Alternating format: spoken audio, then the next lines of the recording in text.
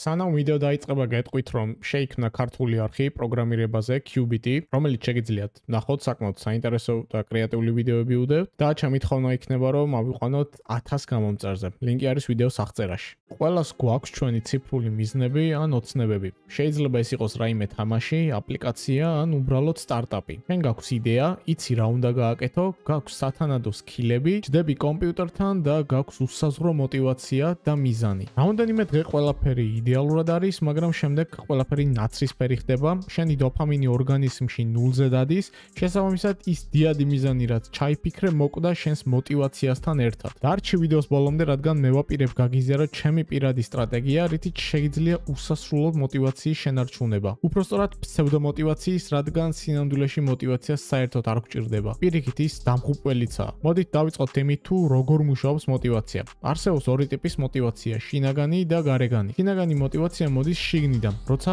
რაღაც ქსიამოვნებს თავისი არსით. მაგალითად, როცა კოდს წერენ იმის გამო, რომ პროცესი ტკბები ან რაღაც ახლის სწავლა ქსიამოვნებს. ხოლო გარეგანი мотивაცია მოდის გარედან, ჯილდოს, შეფასების, ფულის ან აღიარების მოლოდინით. მაგალითად, თუ კოდს წერს სამსახურისთვის ან პრიზისთვის, მაგრამ мотивაცია ხშირად ქრება, როცა ჯილდო აღარ არსებობს. мотивაციის დროს გამოიყოფა ჩვენს ორგანიზმში ჰორმონი დოფამინი, რომელიც გვაძლევს ბედნიერებას, ენერგიას და ყველაფერი იდეალურად არის იმისთვის, რომ მიზანი მივიყვანოთ ბოლომდე. მაგრამ როგორც იცით, мотивაცია არ არის მუდმივი, ის რამდენიმე დღეში გაქრება, რასაც მიყვება შენი მიზნები. გარდა ამისა, мотивაციას აქვს კიდევ რამოდენიმე უარყოფითი მხარე. мотивაციას მართავს ემოციები, ამიტომ მისი ნდობა არ შეიძლება. ამიტომ შეიძლება мотивაციის დროს მიიღო ისეთი გადაწყვეტილებები, რომლებიც საერთოდ აცდენილი იყოს რეალობას, რაც დააზიანებს შენს პროექტსა თუ ბიზნესს. ამიტომ პროფესიონალებს ურჩევნიათ ბებები და დისციპლინა, ვიდრე мотивაცია. არასტაბილურობა. мотивაცია მოდის და მიდის. ის დამოკიდებულია ემოციურ მდგომარეობაზე,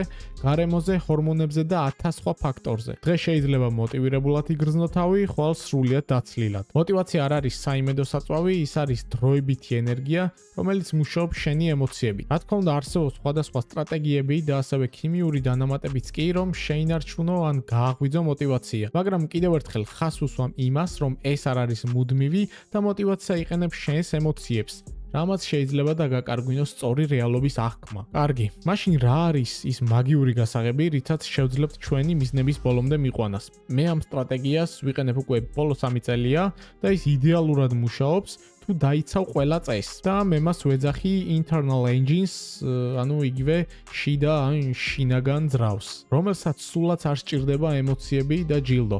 ის მუშაობს უსასრულოდ და გაძლევს უსასრულო ენერგიას რამდენიმე მარტივი წესის დაცვით. ეს სტრატეგია არ გელოდება შენ, არ ითხოვს შთაგონებას, ის მუშაობს მაშინ, როცა შენ მოძრაობ. და ამ სტრატეგიის პირველი მნიშვნელოვანი წესი არის ძრავის საწვავი. შენ არ მუშაობ ღია მიზნებზე. მაგალითად, მინდა შევქმნა თამაში, რომელიც ყველა მოთამაშის გულში დარჩება.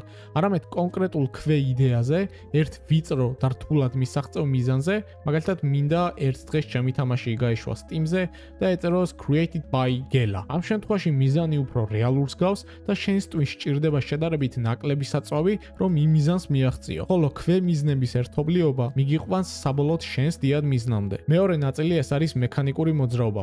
არ ფიქრობ შთაგონებაზე, არ ფიქრობ პროდუქტიულობაზე, უბრალოდ მიყვები შენს გაწერილ გეგმას და აკეთებ ამ ყველაფერს პატარა ნაბიჯებით. უბრალოდ ვცდილობ, რომ შენი ძრავის მექანიზმი ყოველთვის იყოს მოძრაობაში. მაგალითად, ყოველ დღე გააკეთე მინიმუმ 1 კომიტი მაინც გიდზე, ან დაამატე 1 ლაინი კოდი მაინც შენს პროექტში.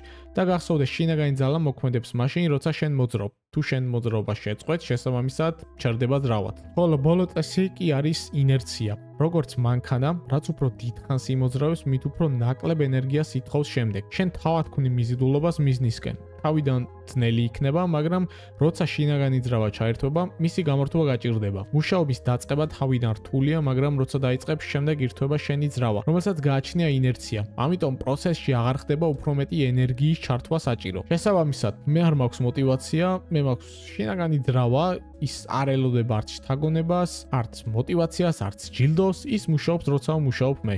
და როცა წლები გადის, ეს ძრავა მეხმარება მანძილის დაფარვაში და მივდივარ მიზნამდე. ამ ვიდეოს მიზანი არ იყო ის, რომ მომეცათ თქვენთვის мотивация, პირიქით მინდა მიზნამდე მისაღწევ გზას სხვა თვალით შეხედოთ და გამოიყენოთ თქვენი შინაგანი ძრავა, რომელსაც რეალურად სულად არ სჭირდება ემოციებზე დაყრდნობილი мотивация. თუ დაგეხმარა ეს ვიდეო, გთხოვ რომ დაალაიქო და გამოიწერე არხი, რათა ხელი შეუწყო ვიდეოების ხშირად კეთებას. თქვენთან იყო ჯორჯ სოფტი და შევხვდებით მომავალ ვიდეოში.